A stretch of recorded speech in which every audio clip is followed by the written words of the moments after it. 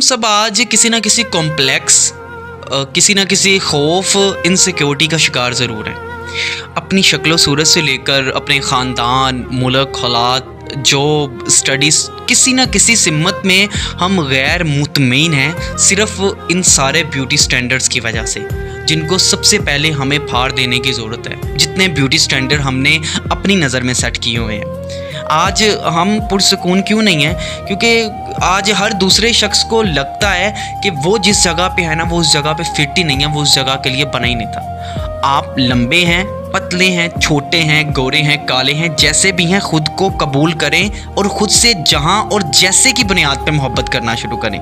खुद से भागने की कोशिश मत करें, वरना सारी उम्र आप भागते ही रहेंगे।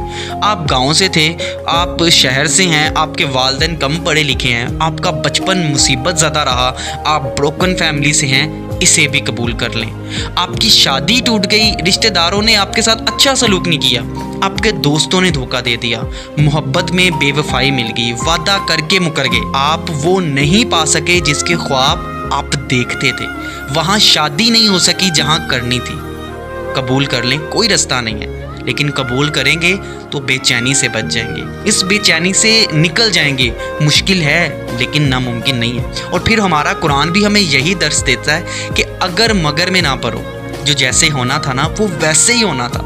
अगर तुम्हारी कोशिश कामल थी, नीयत सच्ची थी, लेकिन फिर भी मामला तुम्हारे हक में नहीं हुआ ना, तो बस इस तकदीर पे राज़ी हो जाओ। और मज़े की बात बताऊं, कुछ सवालों के जवाब नहीं मिलते, इसलिए नहीं कि इनके जवाब नहीं होते, बस इसलिए कि इनके जवाब समझने की हम में सलाहियत नहीं होती।